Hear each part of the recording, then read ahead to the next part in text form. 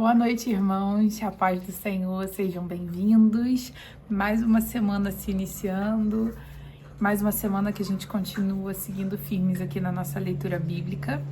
E hoje, então, a gente dá continuidade ao livro de Números, capítulo 8. E deixa eu ver aqui o tamanho. Vamos ler o 8 e o 9, né? Creio que dá tempo, que vai dar tudo certo. Amém? Espero que vocês tenham ido bem de fim de semana, que esteja tudo certo com vocês. Me perdoem pela tosse de vez em quando. Amém. Senhor Deus, Pai amado e querido, te damos graças, te louvamos e exaltamos, Pai, por esse momento. Obrigada, Pai, porque o Senhor nos trouxe até aqui. Obrigada pelo fim de semana. Obrigada pela comunhão em família na tua casa. Aqueles que não podem estar, Senhor, na tua casa reunidos com a tua igreja, mas que de alguma forma o teu Espírito Santo os confortou, esteve presente em suas vidas, em suas casas. Obrigada, Senhor, pelo teu Espírito que se faz presente em nosso meio. Obrigada por esse tempo, nós consagramos esse momento a Ti. Fala conosco, Espírito Santo de Deus, nos revela a Tua vontade, Senhor, em nome de Jesus, amém. Amém, né? Da sexta-feira, né? O capítulo 7 um pouquinho mais arrastado, né? Creio que uma leitura um pouco mais densa, porque é muito repetitiva, mas, enfim, vamos continuar então aqui vendo as coisas que o Senhor está determinando aí para os levitas fazerem ali no tabernáculo. Então, capítulo 8, as lâmpadas do candelabro. E disse o Senhor a Moisés, fala a Arão e diz-lhe, quando acender as 7 lâmpadas, deverão iluminar a área em frente do candelabro. Assim fez Arão, pôs as lâmpadas voltadas para a frente do candelabro, como o Senhor ordenou a Moisés. Versículo 4. O candelabro era feito de ouro batido, desde o seu pedestal até as suas flores, segundo o modelo que o Senhor mostrou a Moisés. Assim que ele fez o candelabro, vimos lá em Êxodo, né? A consagração dos levitas. E disse o Senhor a Moisés, toma os levitas do meio dos filhos de Israel e purifica-os. Assim procederá para os purificar. Então, novamente a gente está vimos também em Levítico esse ritual de consagração dos levitas e aqui a gente vai ver, né, se repetindo. Como deveria ser feito esse ritual. Asperge sobre eles a água da expiação. Depois devem passar a navalha sobre todo o corpo e lavar as vestes, assim se purificarão. Tomarão um novilho, passar a navalha no corpo raspar os pelos do corpo todo, tá, gente? Tomarão um novilho com a sua oferta de cereais de flor de farinha amassada com azeite, e então tomará outro novilho para a oferta pelo pecado. Fará os levitas se aproximarem da tenda da congregação. Fará ajuntar toda a congregação dos filhos de Israel. Trará os levitas diante do Senhor e os filhos de Israel porão as suas mãos sobre eles. Arão trará os levitas à presença do Senhor como oferta movida da parte dos filhos de Israel, para que atuem no serviço do Senhor. Né? É aquela parte do povo, aquela tribo, né, que está sendo oferecida ao Senhor como uma parte do todo, né, das outras tribos, dos outros filhos de Israel, é a que está sendo oferecida ao Senhor, né, para se santificar, se consagrar e servir, né, no tabernáculo, no templo do Senhor, né. Versículo 12. Depois que os levitas impuseram as mãos sobre as cabeças do novilho, sacrificará um para a oferta pelo pecado e outro para o holocausto ao Senhor, para fazer expiação pelos levitas. Colocará os levitas em pé perante Arão e seus filhos e com um gesto os apresentará como oferta movida ao Senhor. Desta maneira, separará os levitas do meio dos filhos de Israel, e os levitas serão meus. Depois que tu os purificares e os apresentares como oferta movida, os levitas entrarão para fazer o serviço da tenda da congregação. Eles me são dados dentre os filhos de Israel, em lugar de todo o primogênito, do primeiro filho de cada um dos israelitas. Eu o tenho tomado para mim. Todo primogênito entre os filhos de Israel, homem ou animal, é meu. No dia em que na terra do Egito feri a todo primogênito, os consagrei para mim. Tomei os levitas em lugar de todo primogênito entre os filhos de Israel. A gente já leu alguns capítulos atrás, né? O Senhor, quando fala ali da parte do recenseamento, da contagem, né? Dos homens, e teria essa questão também, né? De contar os mais velhos e contar, né? É como se cada levita valesse por um filho mais velho, né? Que fosse consagrado ali no altar para o Senhor. Versículo 19. Do meio de todos os filhos de Israel, dei os levitas a Arão e seus filhos e a seus filhos para fazer o serviço dos filhos de Israel na tenda da congregação, para fazerem expiação por eles, de modo que não haja praga entre os filhos de Israel quando se aproximarem do santuário. Moisés, Arão e toda a congregação dos filhos de Israel fizeram assim com os levitas, de acordo com tudo que o Senhor ordenara a Moisés acerca dos levitas. Assim, os filhos de Israel lhe fizeram. Os levitas se purificaram e lavaram as suas vestes. Arão os apresentou perante o Senhor como oferta movida e fez expiação por eles, para purificá-los. Depois vieram os levitas para fazer o seu serviço na tenda da congregação perante Arão e seus filhos. Como o Senhor ordenara a Moisés acerca dos levitas, assim lhe fizeram. Disse o Senhor a Moisés: isto é o que compete aos levitas. Da idade de 25 anos para cima, entrarão para fazer o seu serviço na tenda da congregação.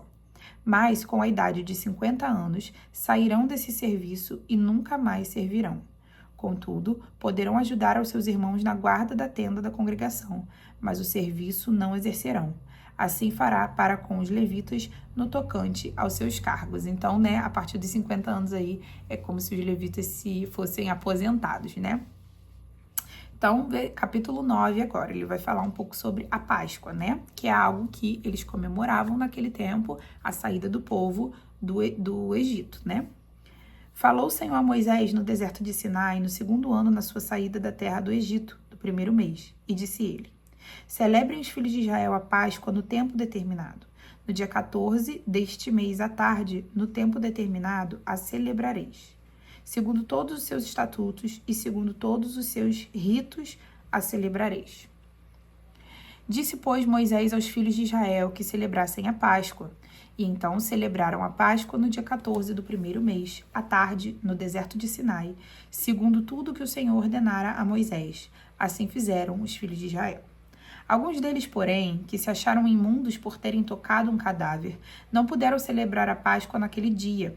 Por isso, naquele mesmo dia se chegaram perante Moisés e Arão e lhes disseram: estamos imundos por causa de um cadáver, mas por que seríamos privados de oferecer a oferta do Senhor no tempo determinado no meio dos filhos de Israel? E disse-lhe Moisés: esperai e ouvirei o que o Senhor vos ordenará. Então disse o Senhor a Moisés: diz aos filhos de Israel: quando alguém entre vós ou entre vossos descendentes achar-se imundo por causa de um cadáver, ou se achar em jornada longe de vós, ainda celebrará Páscoa ao Senhor. No 2º mês, do dia 14 de tarde, a celebrarão, com pães sem fermentos e ervas amargas a comerão. Dela nada deixarão para o dia seguinte, e dela não quebrarão osso algum. Segundo todo o estatuto da Páscoa, a celebrarão. O homem, porém, que achar-se limpo e não estiver em viagem, deixar de celebrar a Páscoa, esse será eliminado do seu povo, porque não ofereceu a oferta do Senhor no tempo determinado. Tal homem levará sobre si o seu pecado. Então, o pessoal começou... A Páscoa era um período específico, Não era como alguns sacrifícios que você tinha um período de purificação para então depois oferecer um sacrifício. A Páscoa era numa data específica. E aí alguns israelitas estavam se questionando que naquela data eles estavam impuros, porque teve contato ali, de repente, algum funeral, alguém da família morreu, por algum motivo que fosse qualquer, tiveram contato com uma pessoa morta, enfim, um cadáver, e estavam impuros. E aí eles vão questionar Moisés, e Moisés vai pedir ao Senhor orientação a respeito disso, Então, o Senhor, ele ainda determina que quando chegar a Páscoa, deixa eu pegar meu marca-texto aqui, que no período da Páscoa, eles não deveriam deixar, de comemorar, de oferecer esse sacrifício, que é com aquela refeição também que a gente viu, igual eles fizeram lá quando saíram do Egito, que eles deveriam oferecer, mesmo que estivessem imundos. Deixa eu só recapitular aqui. No 2º mês, no dia 14.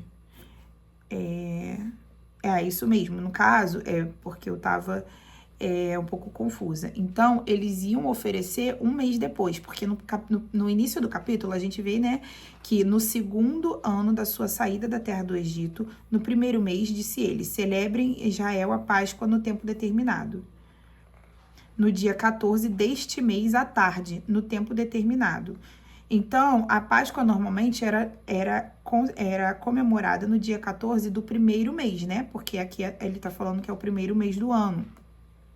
Mas aqueles que estivessem impuros nesse período iam se santificar e iam comemorar no dia 14 do segundo mês, tá? Um mês depois. Tô até marcando, eu acho interessante, como eu já falei pra vocês, né? Eu não me aprofundei no estudo do Pentateuco, nesses pormenores, por isso que às vezes eu lendo aqui com vocês, eu identifico algumas informações, eu preciso voltar um pouquinho pra poder, peraí, eu perdi alguma coisa, tem alguma coisa aqui diferente.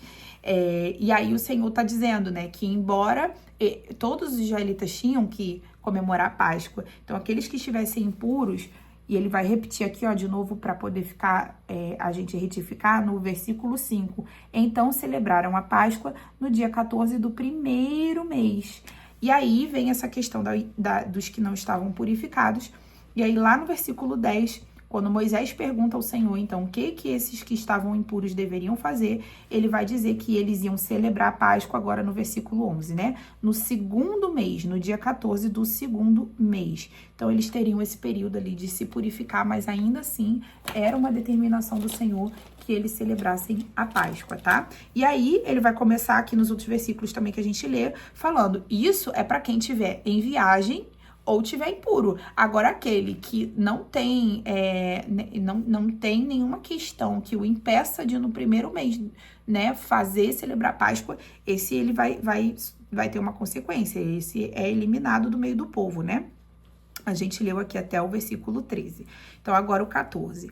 Algum estrangeiro peregrinando entre vós que quiser celebrar a Páscoa ao Senhor, deverá celebrá-la segundo o estatuto e o rito da Páscoa. Apenas um estatuto haverá entre vós, tanto para o estrangeiro como para o natural da terra.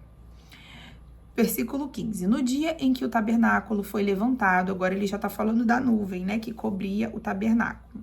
Já encerrou a respeito da Páscoa.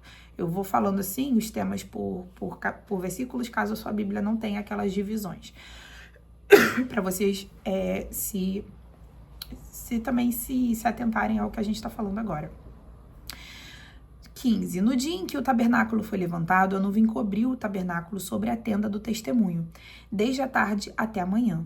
A nuvem estava sobre o tabernáculo com uma aparência de fogo. Assim era, continuamente a nuvem o cobria, de dia e de noite havia aparência de fogo. Quando a nuvem se erguia sobre a tenda, os filhos de Israel partiam do lugar onde a nuvem parava. Ali os filhos de Israel se acampavam. Segundo a ordem do Senhor, os filhos de Israel partiam, e segundo a ordem do Senhor se acampavam. Permaneciam acampados todos os dias em que a nuvem repousava sobre o tabernáculo. Quando a nuvem se detinha muitos dias sobre o tabernáculo, os filhos de Israel cumpriam a ordem do Senhor e não partiam. Houve ocasiões em que a nuvem deteve-se poucos dias sobre o tabernáculo. Segundo a ordem do Senhor, eles permaneciam acampados e, segundo a ordem do Senhor, partiam. Às vezes a nuvem ficava desde a tarde até pela manhã seguinte. Quando a nuvem se erguia pela manhã, partiam. Quer de dia, quer de noite, erguendo-se a nuvem, partiam. Quando a nuvem se detinha sobre o tabernáculo 2 dias, ou um mês, ou um ano, permanecendo sobre ele, os filhos de Israel permaneciam acampados e não partiam, mas erguendo-se ela partiam, né? Erguendo-se a nuvem, eles partiam. Segundo a ordem do Senhor, se acampavam, e segundo a ordem do Senhor, partiam. Cumpriam a ordenança do Senhor, como este ordenara por meio de Moisés. Recapitulando, a gente também já viu isso em Êxodo, em Levítico, talvez também alguma coisa, né? A nuvem do Senhor, enquanto o povo esteve no deserto, ela permaneceu sempre sobre o tabernáculo, e a ordenança, né? O sinal que eles tinham, que era para recolher, né, o acampamento e seguir viagem, era que a nuvem, ela se afastava, se levantava, né, e guiava eles pelo deserto. Então, ele tá aqui sendo bem enfático. Independente do tempo, poderia ser um dia, poderia ser alguns dias, poderia ser um ano. Enquanto a nuvem ficava ali parada em cima do tabernáculo, o povo sabia que era para continuar acampado ali, naquela região. E quando a nuvem se levantava e começava a se mover, o povo sabia que era para recolher o acampamento e seguir viagem. E assim foi durante esses 40 anos no deserto, né? É isso, irmãos. Então, amanhã a gente continua a nossa leitura. Eu espero vocês aqui. Se você está assistindo gravado, se você está podendo estar conosco aqui no ao vivo, de qualquer maneira, eu agradeço a sua companhia. Deixa seu comentário, um oi, um amém, uma paz do Senhor, pelo menos para eu saber que você esteve aqui. E também deixa um like aqui no vídeo para outras pessoas terem a oportunidade também de participar dessa leitura com a gente através da sugestão do algoritmo do YouTube, tá? Fiquem com Deus, irmãos. A paz do Senhor. Até amanhã.